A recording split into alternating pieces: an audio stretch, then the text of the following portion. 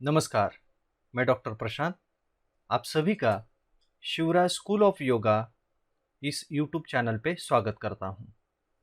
आज के इस वीडियो में हम महर्षि पतंजलि के अनुसार योगियों के प्रकार और उनके द्वारा किए जाने वाली साधना के बारे में जानते हैं। महर्षि पतंजलि के अनुसार योगी ने पिछले जन्मों पर जिस प्रकार की साधना की है, उसी प्रकार इस जन्म में उर्वरित साधना की आवश्यकता होती है। तो आवश्यक साधना के अनुसार उन्होंने योगी के प्रकार बनाए हैं, जैसे उत्तम साधक, मध्यम साधक और अधम साधक।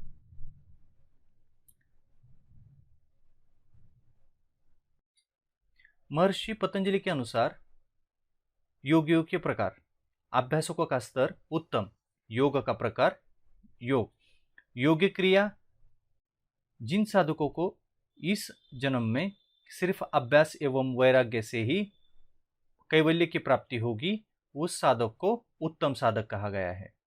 तो जैसे कि सूत्र बताया है, अभ्यास वैराग्याभ्याम तन्निरोधः, महर्षि पतंजलि के योग सूत्र का पहले पाद का 12वां सूत्र है। इसकी अंतिम प्राप्ति या मूल्य क्या है? तो चित्तवृत्ति का निरोध होना। यदि केवल अभ्यास एवं वैराग्य आवश्यक है तो वह साधक उत्तम कहा गया है। तो दूसरे स्तर जो है वो है मध्यम साधक। इसमें बताया गया है कि अभ्यास एवं वैराग्य के साथ क्रिया योग भी करना जरूरी है। तो क्रिया योग क्या है? वो महर्षि पतंजलि ने अपने दूसरे पाद का पहले सूत्र में बताया है, तपस्वाध्याय ईश्वर प्रणिधानानि क्रिया योग। तो इसके अंतिम प्राप्ति क्या है? समाधि की सिद्धि तथा पंचक्लेश क्षीण करना।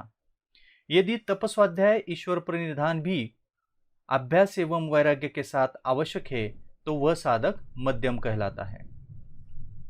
अधम साधक, इसमें अष्टांग योग भी करना जरूरी होता है। तो अष्टांग योग के बारे में महर्षि पतंजलि दूसरे पाद के 29वें सूत्र में बताते हैं, यम नियम आसन प्राणायाम प्रत्याहार धारणा ध्यान समाधयो अष्टांगानी। यम, नियम, आसन, प्राणायाम, प्रत्याहार, धारणा, ध्यान एवं समाधि। अंतिम प्राप्ति क्या बताई गई है? समाधि। यदि अभ्यास और वैराग्य तथा तप स्वाध्याय ईश्वर प्रणिधान के साथ साथ अष्टांग योग भी करना जरूरी है तो वो साधक अधम कहलाता है। अब जानते हैं उत्तम कोटि के साधक के लिए क्या करना आवश्यक बताया गया है। तो उत्तम साधक उनको कहा जाता है जिनको कैवल्य सिर्फ अभ्यास और वैराग्य से प्राप्त होगा। अभ्यास वैराग्याभ्याम तन्निरोधः, जैसे कि महर्षि पतंजलि ने योग सूत्र में पहले पाद के 12वें सूत्र में बताया गया है। इसका अर्थ बताया गया है, अभ्यास और वैराग्य के द्वारा चित्त की समस्त हलचलों मतलब वृत्तियों का निरोध हो जाता है। अभ्यास का तात्पर्य बार बार दोहराने से है। अभ्यास एक साधना है। प्रयत्न की पूर्ण स्थिति को अभ्यास कहते हैं। इस प्रयत्न के अंतर्गत वह सभी अभ्यास है जो कि चित्तवृत्तियों के निरोध में सहायक है। अभ्यास की नींव श्रद्धापूर्वक लगातार दीर्घ काल तक साधना करने से उसमें दृढ़ता, स्थिरता एवं निपुणता आती है। अभ्यास करने के लिए निम्न शर्तों का पूर्ण होना अत्यंत आवश्यक है। पहला है, अभ्यास पूरी निष्ठा से किया जाए। दूसरा, उसमें निरंतरता है। और तीसरा, उसे लंबे समय तक करते रहना चाहिए। वैराग्य दूसरी साधना के रूप में पतंजलि ऋषि ने कहा है। वैराग्य मन की वह अवस्था है जिसमें वस्तु विशेष के प्रति लगाव अथवा राग द्वेष का पूर्वतया अभाव हो। वैराग्य को भी महर्षि ने निम्न और उच्चतर कोटि में विभक्त किया गया है। तो मध्यम कोटि साधकों के लिए मार्ग। महर्षि पतंजलि कहते हैं कि जिन साधकों के लिए अभ्यास और वैराग्य के साथ क्रिया योग ही करना जरूरी है, वो साधक मध्यम कहलाते हैं। क्रिया योग क्या है? तपस्वाध्याय ईश्वर प्रणिधानानि क्रिया योग, ये दूसरे पाद का पहला सूत्र है। तो तप क्या है? तप का तात्पर्य बेहतर अवस्था की प्राप्ति के लिए परिवर्तन या रूपांतरण की एक प्रक्रिया के अनुगमन से है। सामान्य अर्थ में तप पदार्थ के शुद्ध सार तत्व को प्राप्त करने की एक प्रक्रिया है। उदाहरण हेतु, जिस प्रकार सोने को बार बार गर्म कर कर छोटी हथौड़ी से पीटा जाता है जिसके परिणाम स्वरूप शुद्ध सोना प्राप्त हो सके, उसी प्रकार योग में तप एक ऐसी प्रक्रिया है जिसके द्वारा व्यक्ति की अशुद्धियों को जलाकर भस्म किया जाता है ताकि उसका असली सार तत्व प्रकट हो सके। क्रिया योग का दूसरा प्रकार जो है स्वाध्याय, उसके बारे में हम जानते हैं। वेद, उपनिषद, पुराण आदि तथा विवेक ज्ञान प्रदान करने वाले सांख्य, योग, आध्यात्मिक शास्त्रों का नियम पूर्वक अध्ययन तथा अन्य सभी वे साधन जो कि विवेक ज्ञान में सहायक है, जैसे अन्य धर्म ग्रंथ, श्रेष्ठ पुस्तकें आदि का अध्ययन, मनन, स्वाध्याय कहलाता है। तीसरा है ईश्वर प्रणिधान। अपने समस्त कर्म के फल को परम गुरु परमात्मा को समर्पित करना, वह कर्म फल का पूर्ण रूप से त्याग कर देना ईश्वर प्रणिधान है। अनन्य भक्ति भाव से ईश्वर का मनन चिंतन करना, अपने आप को पूर्ण रूप से ईश्वर को समर्पित कर देना ही ईश्वर प्रणिधान है। अभी अधम साधक के बारे में जानते हैं। तो महर्षि पतंजलि के अनुसार जिन साधकों के लिए अभ्यास एवं वैराग्य तथा क्रिया योग के साथ साथ अष्टांग योग भी करना जरूरी है, उन साधकों को या योगियों को अधम योगी कहा जाता है। तो अष्टांग योग क्या है, ये देखते हैं। महर्षि पतंजलि ने दूसरे पाद के 29वें सूत्र में बताया गया है कि यम नियम आसन प्राणायाम प्रत्याहार धारणा ध्यान समाधयो अष्टांगानी, अर्थात यम, नियम, आसन, प्राणायाम, प्रत्याहार, धारणा, ध्यान, समाधि, ये अष्टांग योग है। महर्षि पतंजलि ऐसे अनेक विधियां देते हैं जो धीरे धीरे मन को समस्वरित करती है और क्रमशः अधिक सूक्ष्म दृष्टि प्रदान करती है, जिसमें यम, नियम, आसन, प्राणायाम, प्रत्याहार। महर्षि पतंजलि का योग दर्शन 8 अंगों में विभक्त है, जिनमें से उपयुक्त प्रथम 5 अंग बहिरंग योग के नाम से जाने जाते हैं। ये शरीर और मन को अंतिम 3 अंगों में वर्णित साधना के लिए धीरे धीरे तैयार करते हैं।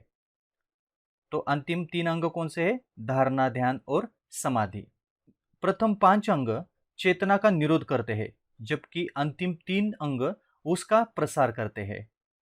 हर अगले सोपान की साधना केवल तभी सफलतापूर्वक की जा सकती है जब साधक ने उससे पूर्व वर्णित सोपानों में दी गई साधना को सफलतापूर्वक पूरा कर लिया हो। प्रत्याहार तक की साधना में बाहरी व्यवधानों को दूर करते हैं तथा धारणा से प्रारंभ होने वाली साधनाओं द्वारा अशांत करने वाले विचार तथा मनोदर्शन आदि थम जाते हैं, जिसके फलस्वरूप मन एकदम शांत हो जाता है। ईड़ा और पिंगला के बीच स्वस्थ संतुलित स्थापित हो जाता है और सुषुम्ना समाधि में सक्रिय होना प्रारंभ कर देती है। ये 8 सोपान मनुष्य के पंचकोशों में स्थिरता लाते हैं। ये पंचकोश है अन्नमय कोश, प्राणमय कोश, मनोमय कोश, विज्ञानमय कोश तथा आनंदमय कोश। अंततः इन कोशों की सीमाओं का भी अतिक्रमण करना लक्ष्य है।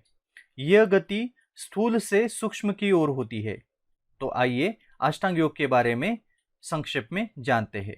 तो सबसे पहला है यम और दूसरा है नियम। यम 5 है: सत्य, अहिंसा, अस्तेय, ब्रह्मचर्य और अपरिग्रह।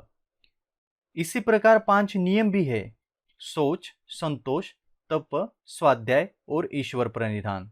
यम की परिकल्पना व्यक्ति के सामाजिक संबंधों को मधुर बनाने हेतु की गई है और नियम की परिकल्पना उसके आंतरिक भावों को सुसंगत करने हेतु की गई है।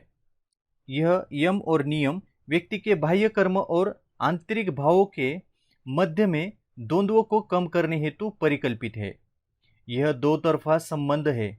मन बाह्य कर्मों को प्रेरित करता है और बाह्य कर्म मन को उत्तेजित करते हैं। यदि बाह्य कर्म असंगत है तो मन अशांत होगा। इसके विपरीत अशांत मन असंगत कर्म उत्पन्न करेगा। यह एक अंतहीन चक्र है जिसमें आंतरिक परेशानी बाह्य परेशानी लाएगी तथा बाह्य परेशानी और अधिक आंतरिक परेशानी लाएगी।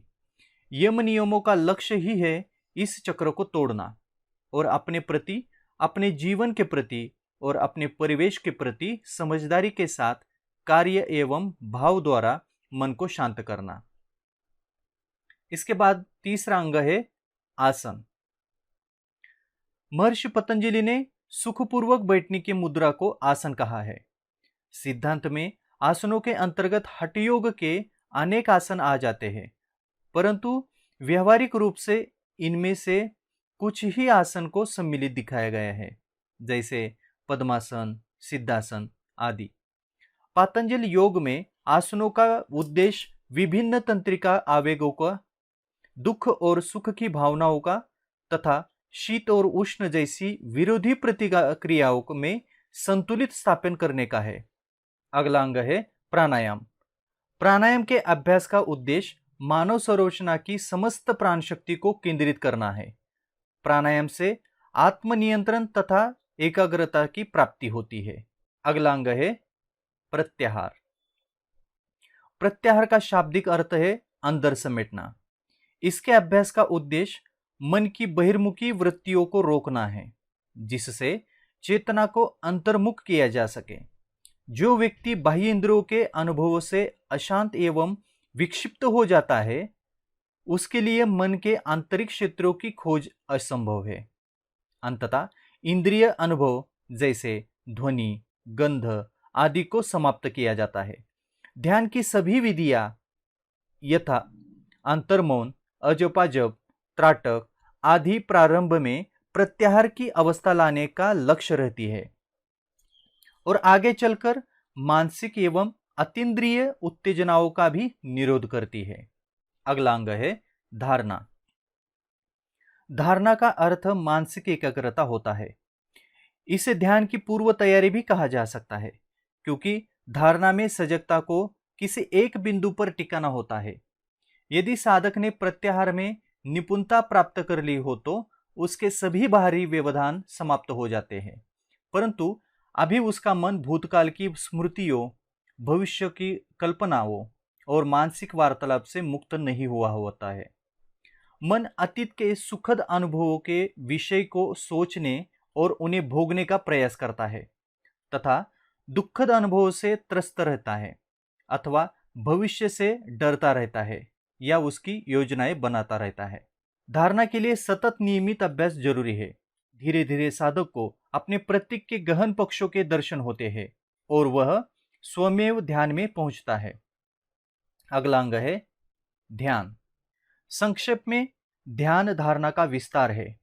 जब साधक लंबे समय तक अपने प्रतीक पर मन को अविचलित, तैल, धारावत टिकाए रहता है तो उसे ध्यान कहते हैं। मन अपने प्रतीक पर एकदम टिका रहता है, उसमें चंचलता अथवा विचलन जरा भी नहीं होता है। धीरे धीरे द्वैत भाव समाप्त हो जाता है। दृष्टा, दृश्य और दर्शन की प्रक्रिया तीनों एक रूप हो जाते हैं और साधक समाधि में चला जाता है। और अंतिम अंग जो बताया गया है वो है समाधि। महर्षि पतंजलि समाधि के विभिन्न धरातलों की चर्चा करते हैं, पर कठोपनिषद में एक सुंदर परिभाषा की गई है, जिसका अर्थ है जब मन सहित 5 ज्ञानेंद्रियां शांत हो जाती है, बुद्धि के व्यापार भी थम जाते हैं, तब वह अवस्था सर्वोच्च अवस्था, ऐसा ऋषिगण कहते हैं। यह वह अवस्था है जब मन की अंतर और बाह्य वृत्तियों का अभाव हो जाता है और केवल सजगता रह जाती है। समाधि से आत्म साक्षात्कार प्राप्त होता है। श्रीमद् भगवद गीता के दूसरे अध्याय के 53वें श्लोक में बताया गया है, जिसका अर्थ है जिस समय शास्त्रीय मतभेदों से विचलित हुई बुद्धि निश्चल हो जाएगी और समाधि में अचल हो जाएगा, उस समय तू योग को प्राप्त हो जाएगा। तो महर्षि पतंजलि ने योगियों के 3 प्रकार बताए हैं और उनके लिए अलग अलग साधना बताई गई है। आगे की वीडियो प्राप्त करने के लिए शिवराज स्कूल ऑफ योगा ये चैनल सब्सक्राइब कीजिए, लाइक कीजिए तथा शेयर कीजिए। धन्यवाद।